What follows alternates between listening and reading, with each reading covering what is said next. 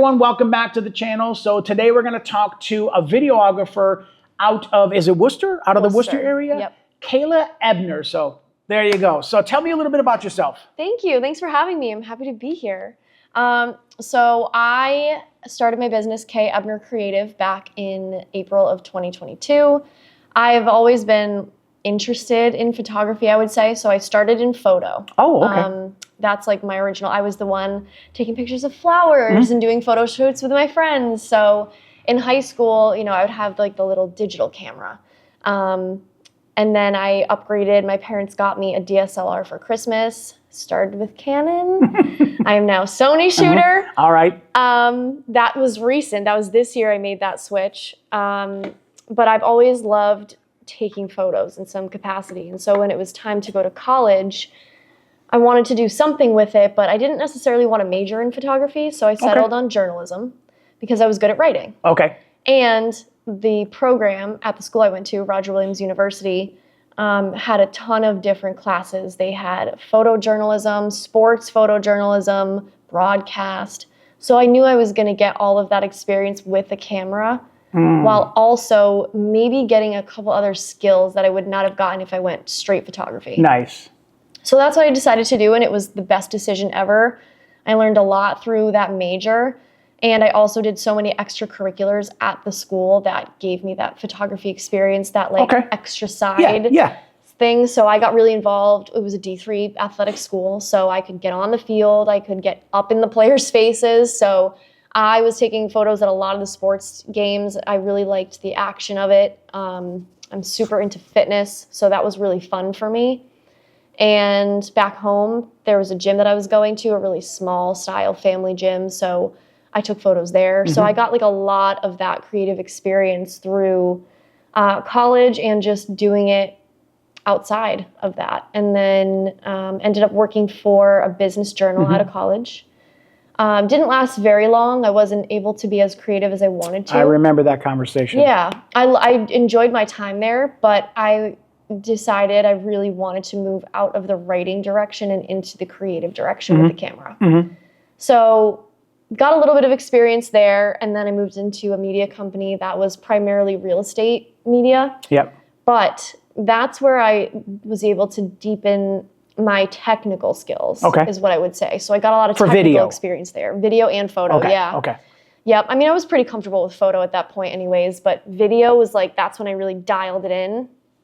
I did a lot of real estate media, but I was able to hop in on other projects on the side. And so that was a lot of fun for me. And I just decided, hey, I want to start my own business and see where my potential is going to go, and see where I can take this. Because I had felt like I kind of plateaued at that job. I remember you talking about that. And that scared me because I was 26, 25 at the time. So I was like, I'm way too young to be feeling like I'm not learning or growing. So the feeling of, you know, not learning anything new necessarily, it freaked me out a little bit. So I was like, let me really push. So plateau, I feel like is a good word where it's not like you're going down, but you're not going up either. So what made you kind of not transition completely out of photo, but lean more towards and start a business based on video? What was like the trigger and or the catapult that kind of put you in that direction? Yeah, I think it was kind of social media driven. I want to say there's so much emphasis on video for all these platforms nowadays. And I was like, you know what? It's another thing that I can add to my list of services. So I started getting into it, and I actually really liked it. It's a different process when you're planning out like what I call a video business card for a business. Think of a brand shoot for photography. It might include some products, maybe some shots of staff, interacting with clients, showcasing services. And then when you take that and turn it into video, you need a script. You need a lot of narrative. It's like a whole different process. So you're almost become a producer and a director. Yeah, I was like really interested in that part of it, and I really enjoyed that part of it. So going into a business and learning the ins and outs of it to tell that story through video, I was like, immediately, I loved it. Because you already had the writing bug in you from the beginning. See, it's almost like my way of weaving journalism into my craft. Yeah. And I feel like that is the not a wall, and I don't mean, that's what separates video from photo. Both tell a story. You can tell a story with an image. Yes. You can get feeling and get an emotion from seeing a still image. With photo, there's movement to it. So there's, when it's done the right way. I've seen some videos that were just not done the right way. And I feel like that's the difference with photo and video. They both go hand in hand. So later on, we're going to talk about how beneficial and how well two teams can work together. Now, when you and I met, that was the first time we ever met. And at the end of the night, the bride was saying to me how cool it was to see you guys working together as a team. Well, both of us came in with the mindset of preferring the other above the other. But so with video, I do feel like you have to be that director. You have to be that producer. You have to give instruction. So for photo, I just give instruction, stand there, turn here, pose like this, and click, and there's my image. With video, it's completely different. There's a whole movement to everything, and people forget that part. Yeah. So now that we know that was the catapult, and that's how it got in there. So now you're based out of Worcester. Yes. But you do travel all over. I do. Well, I would say mostly Massachusetts and Connecticut, and then Rhode Island. Yeah, but you travel. But I do travel. You travel. Yeah. And I feel like that's what's going to make a difference with other people, is because some people won't travel. Now, I don't do anything destination. I would love to. I've got a passport. I'll go. So you're open to it. Yeah, I'm open to it, but the timing would have to be like absolutely perfect, because if I leave for Bermuda on Thursday to go shoot a wedding on Saturday, I got to be back by Tuesday because I've got another wedding. So I feel like when you're a destination, it eats up a lot of other days that you could possibly be shooting. Right. So that's the tricky part about that. From what I've heard from people who have done the destination game, especially in weddings, they do it for a couple of years and then they're done. It's exhausting. I mean, think about how exhausting it is doing weddings and not traveling. Yeah.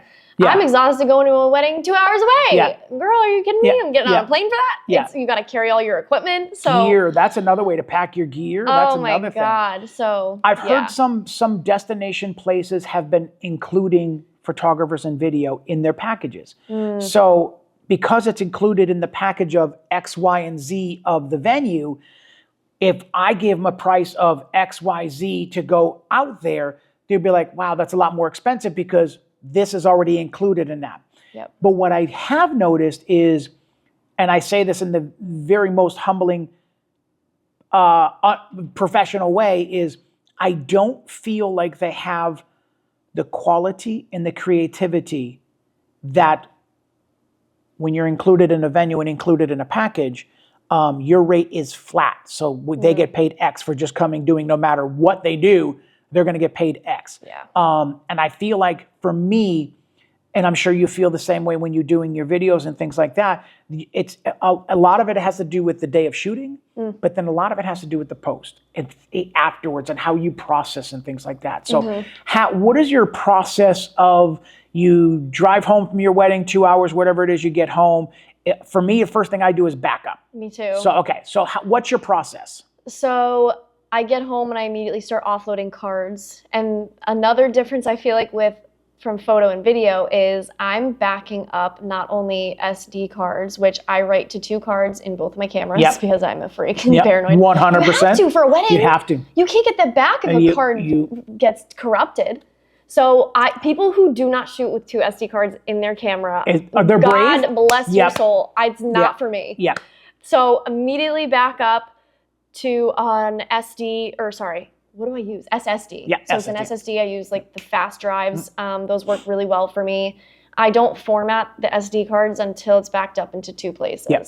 I get freaked out. I still don't even format until after I deliver. Oh my God, really? That's how much of a freak I am. I need to get more SD cards. Okay, so you're extra careful. How could you not I know. As long as it's in 2 places, I Correct. feel very secure. I agree. As long as it's in 2, you're safe. Usually I have it in 3. but. And there's not, 2 is good, 3 is better. But I feel like that's excessive. It is a little So that bit. would not be advice for somebody coming into photography video.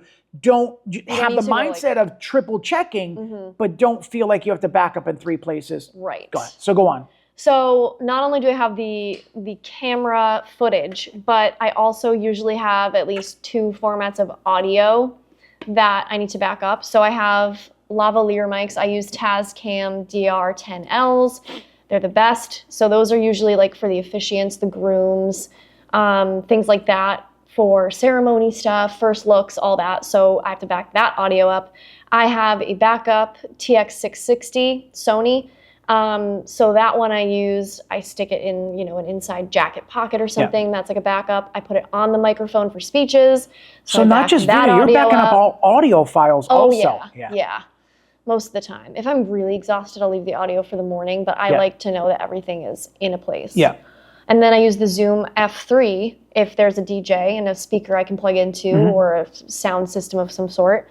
I will back up that audio too. And then if there's drone, I have the drone card. Yeah. So it's a lot of backing up. That is, and I feel like that's a normal day though. Yeah. That's every wedding. You have all of the possibilities of backups depending on what you use for that day. Yeah. So that part I understand and I get, but people forget about that part.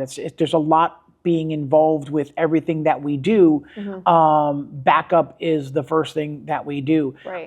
So would you are you more of a documentary style or more of I feel like cinematic is just a style. I don't mean it that way.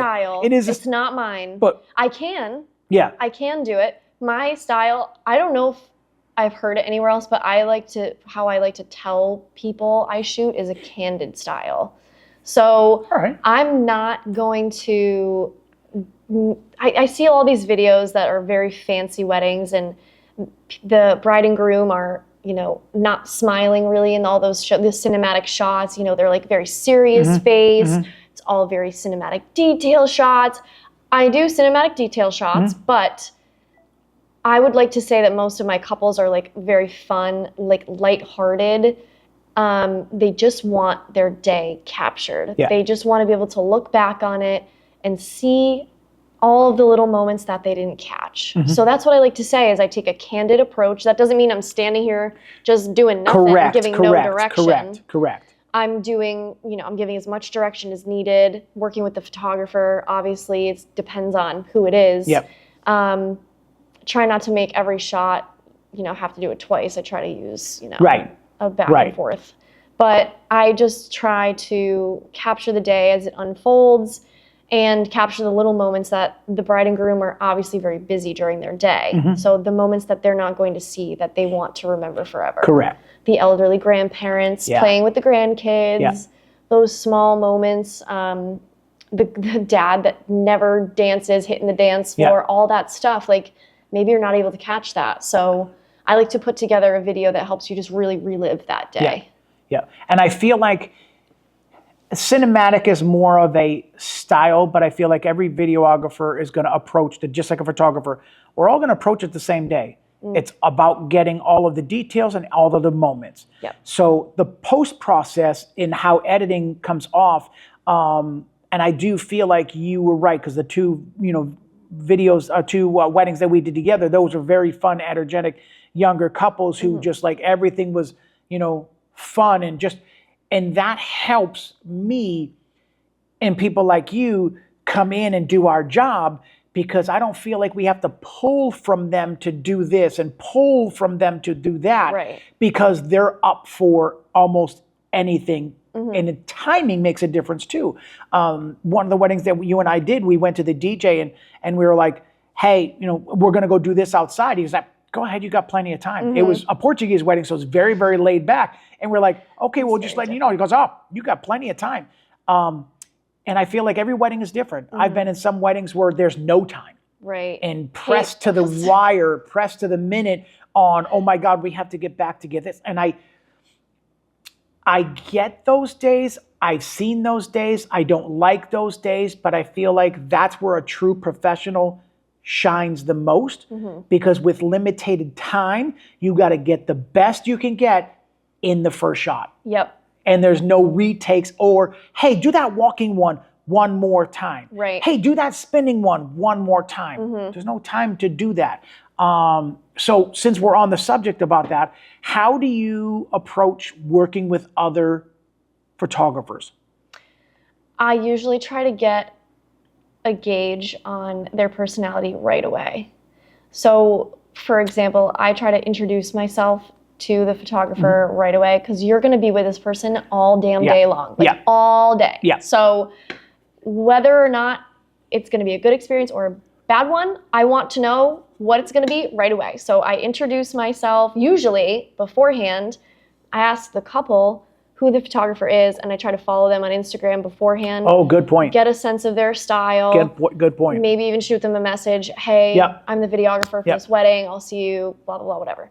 But I try to get to know them right away.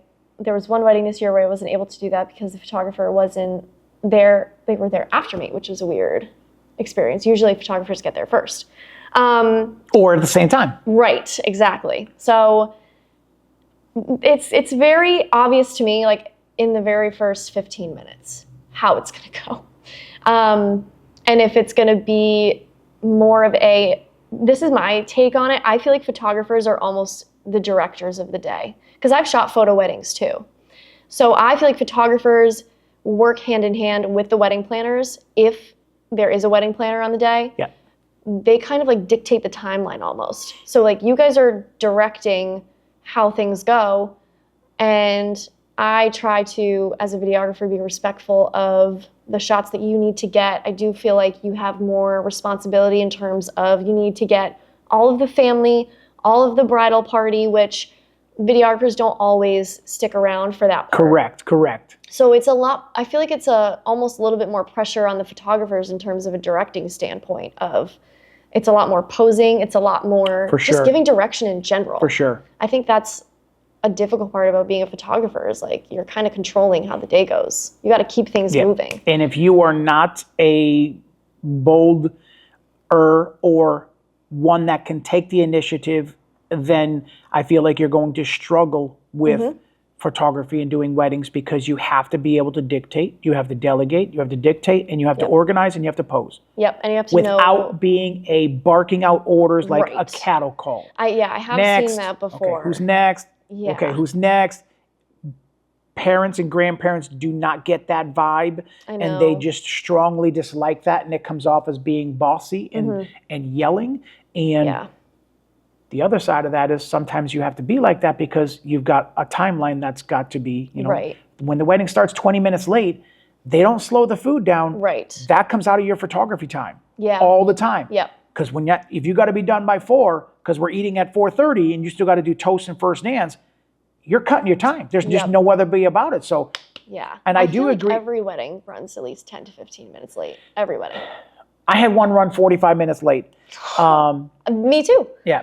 45 minutes late, and it was just there's no way to recoup that. There's just no way to recoup that. I was running around like a chicken with my head cut off the rest of the time. Yeah. So the first day that you and I had met, it was right off the bat, instant connection. There was something, almost like we've known each other for like 5 years. It was that good energy immediately. It was like, okay, you're here to do this, I'm here to do this. So my approach when I'm approaching any photo video day is I will line everybody up, and then I will tell my couples also, I'm going to take my pictures, don't move, because the video person's going to come through and she's going to do some fun stuff with some moving and having you guys some cheering and stuff like that.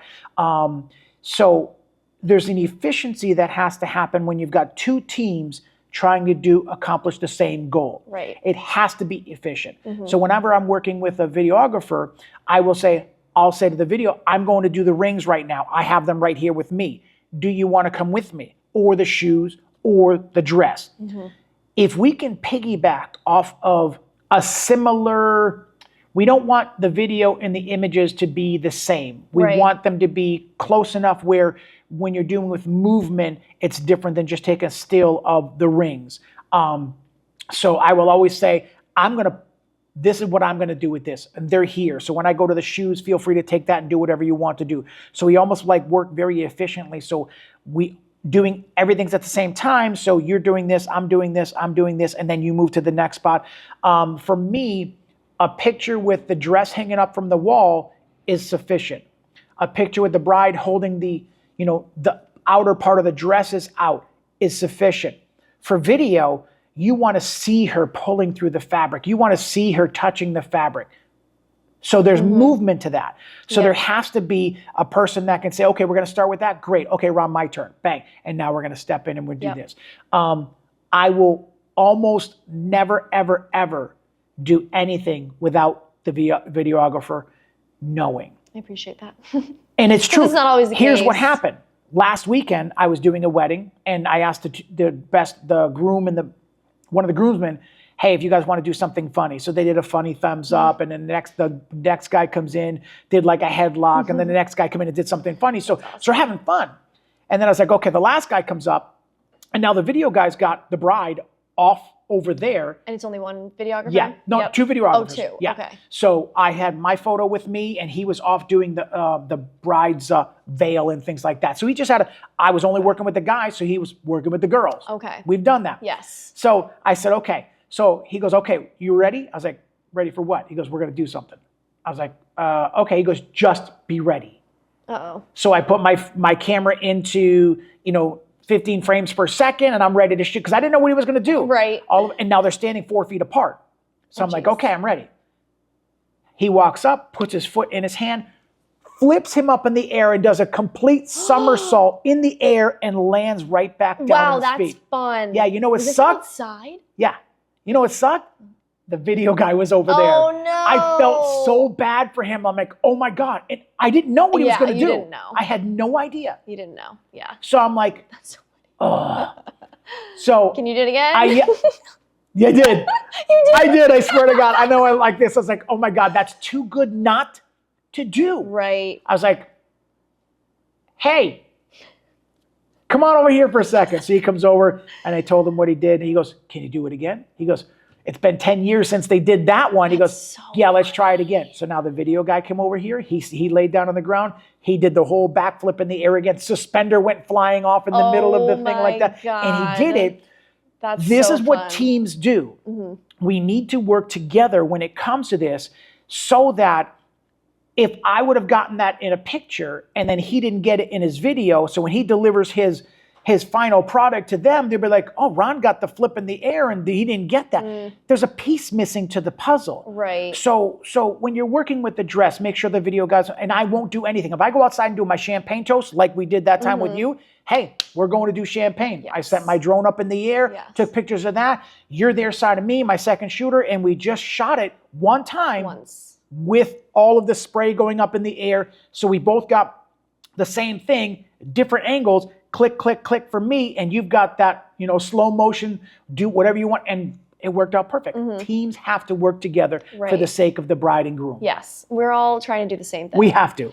Now, if you did not like the videographer, how do you approach it? Like if they're just being professionally. difficult. Yeah. Professionally. Yeah. I'll so be you honest still with tell you. them when those moments are happening, or do you tell them? No, I don't want him to ever say to the bride, Ron didn't tell me this, and Ron didn't tell me that. Yeah. And let's just cover this. The bride should never know if there's a discrepancy with the DJ, with the vendors. I had an issue with the photographer this year, and I didn't say a word. Nope.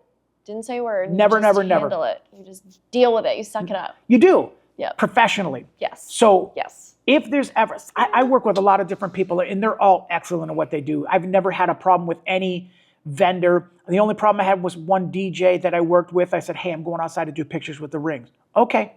I go outside. I'm literally laying flat on the ground. I've got the sunset going down behind. The wedding couple was gifted a bottle of whiskey. So I took their rings and put it on top, and it was really nice. I'm laying down on the ground, got my macro lens on, flat. I'm laying there like this, and I hear the DJ, okay, we're going to do the father-daughter dance. Without me? I'm like, what? And I was like, no. And he starts playing the song. Oh, no. I got a macro lens on. I've got their thousands of dollars in their diamonds, in their rings, in my hand. I had to run back in, change my lens, put my flash back on, and I got the last 30 seconds of the song. I was so mad.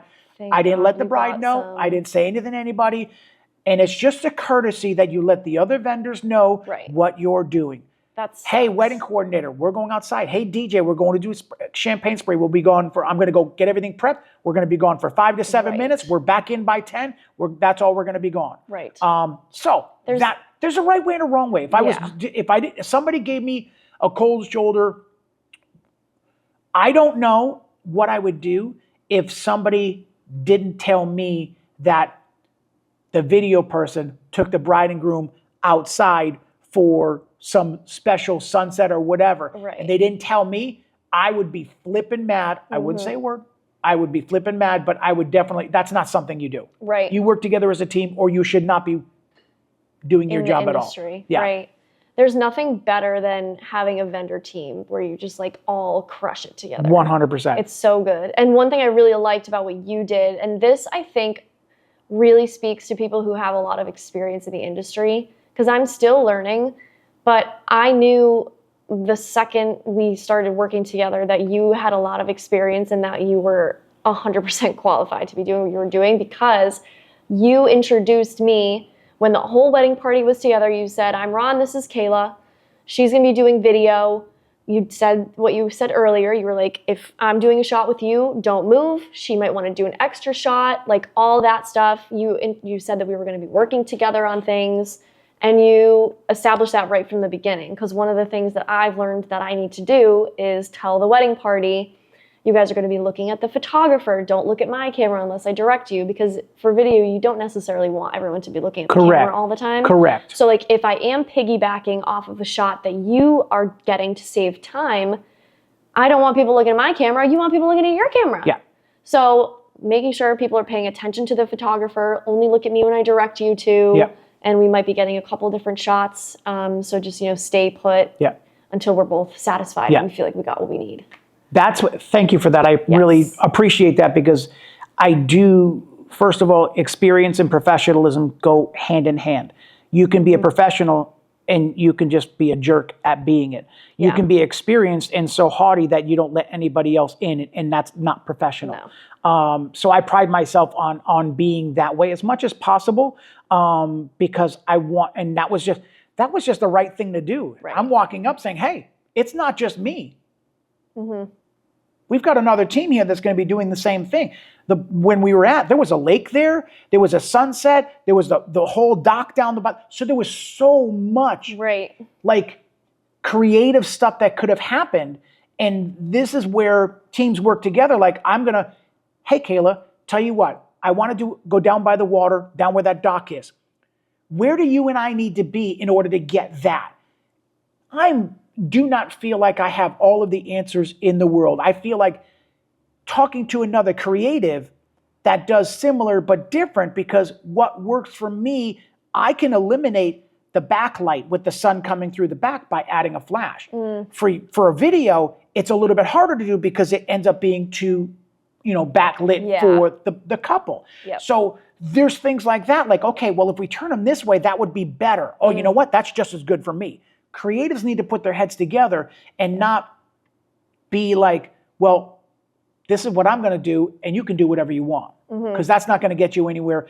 And I feel like there definitely is a reputation that goes on within the vendor industry that if somebody has a bad experience, and don't get me wrong, I'm not saying backbiting, and I'm not saying, saying something bad about people and talking behind their back.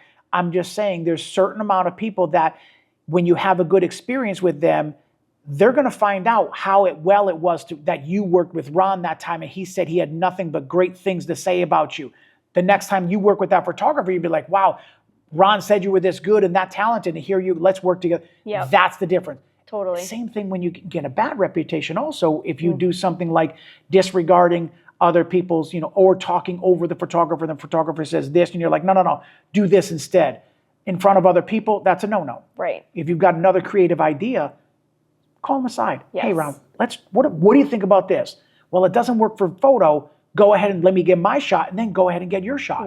That's how you work as a team. So I know. I think people make it a lot more complicated than it needs to be. They do. I just try to get along with everybody. Yeah. The end result It's is, not that hard. I don't care if I'm having a bad day. I don't care if you're having a bad day. Together, the bride and groom do not have a bad day. Right. Squash it, settle it, do whatever you got to do. The bride and groom at the end of the day are the only ones that matter. And to this day, she is still posting pictures and shouting us out on both of them because she thought we were like an actual team that worked together all the time. And that was the first time we worked together. That's the difference with professionalism when it comes to that. So Totally. what do you feel like, are there any trends video-wise that you think are happening right now? That's a great question. I feel like people are doing some documentary style, which I like. I've done a documentary style wedding video this year, and it's a lot more involved. We basically interviewed the entire wedding party. So definitely having 2 shooters is required. But you're basically asking the maid of honor, you know, she's a childhood best friend, like, tell me about the first time you met your friend's now husband. Like, what was that like? What did you think of him? So they're telling you all these stories. So you come that up with the question first then. They also, the it's person. definitely like it's a joint effort. The bride in this case sent me a couple questions for specific people. That way I'm not trying to get to know what questions I should ask them. Point. Like, Good point. If this is your childhood best friend growing up, like, you're going to ask them a different set of questions than like a college friend. Correct. You are absolutely correct. Yeah. I asked her to help me out with that, and she was great. And I think that was very professional and smart. So you're not fishing for questions for... So I'm not asking the wrong things. Exactly. Irrelevant questions. Because it's also, when you're doing a documentary style wedding, you need a lot more information, but you're not getting more time. It's the same amount of time in the day. So it's a whole different animal. So that's pretty cool that's almost like a trend right now. So do you feel like, obviously microphones come into play, do you take them off during the reception into a separate place, and are you recording video and audio at that moment, or are you just doing audio to kind of overlap it on the video afterwards? It's both video and audio. We tried to get most of the interviewing done before the ceremony, like during the getting ready stage. Wow. What if there's no time? Right. I'm gonna throw a wrench in there. Kayla, we just showed up. Ceremony's gonna start at 2:00, and you got there. You weren't hired until 1, and you still have to do getting ready prep. And we want the documentary style, so you have to. If you traditionally do it before the ceremony, how would you approach that? Now you've got 1 hour to do all of that.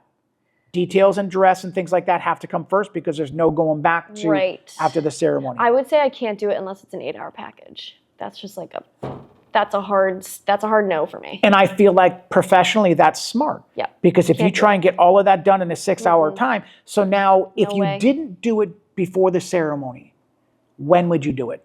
Meaning the documentary, you're interviewing 5 people of the wedding party. I ended up interviewing a couple people outside of the reception tent. Okay. So it was after the events had happened, the first dances, the speeches. It was after that. Also got to keep in mind lighting. So this was during the summer, so it was light out until late. Good point. If not, I have a couple constant lights that I bring. So I could have just popped one of those out of the tent and brought those outside. So ideally before ceremony, plan B would be after the reception or after the walk-ins and intros, like during dinner time, kind of thing like that. Okay, because you don't want to get people after they're drinking too much. No, yeah, but some people start drinking before the ceremony. True, very true. Which is okay. You just have to. Some things don't make the cut. Sorry, some things don't make the cut. They make the blooper reel though. Yeah, that is a really good point. It just doesn't make the cut. People just. They love to party and they love to have a good time. But there's just, once they start getting stupid, I mean, that's when I just got to say, okay, you know, enough's enough when it comes to that. And I really wish I want people to have a good time. I want to photograph everything that's happening. I had a wedding last weekend where the guy was doing the worm. So he went up and like this, and like this, and like this. And we were like, oh my God, that's amazing. That's so cool. The first time.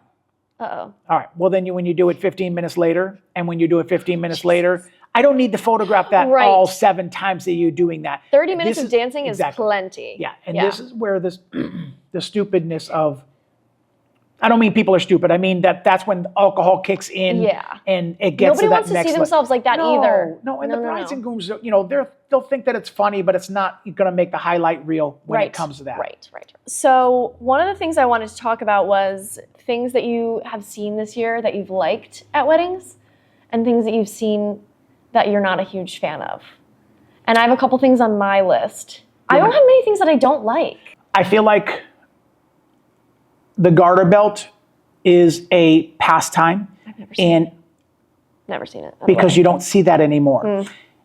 It gets a little dicey when the 14-year-old girl catches it because she's the smallest and in the front, and then the 55-year-old guy catches the garter and she catches the bouquet. And traditionally, you put the garter belt on the person's leg of the person. And no 55-year-old should be touching a 14-year-old. See, I didn't know what even was supposed to happen with that. I'm going to tell you a quick story right now. Oh, gosh. The garter belt bouquet got tossed and 2 people went running for it. And then one girl got it. The other girl was disappointed. They go walking away. All the guys come up and, they take the garter belt off and, he picks it up and then 3 guys line up for that and they throw the garter belt and, 3 guys dive for that. And then it lines up where they start playing that Magic Mike song. Oh, geez. Yeah. And it gets really, when you've had that liquid courage for the past 4.5 hours and, you ain't dancing like Magic Mike, even though you think you are, it's not the same. Oh so they start dancing in that way and then he starts putting it up the leg and he was like, doing a whole bunch of stuff to the leg. He's licking the bottom of her foot. No. Yeah. So, I think I'd put the camera down at that point. And I'm like, no way. Yeah. So bouquet toss is going away. Garter belt is going away. I feel like, not that I don't dislike, so I don't hate them and don't dislike them. The shoe game. I've seen that. That is a very long process because I've done them with 50 questions. Huh? Yeah. At the wedding? At the wedding. At the reception? At the reception. Wow. Yeah. Who was the first to say, I love you? This hand up, that hand up. And then you got 50 questions in and it just takes too much time. Interesting.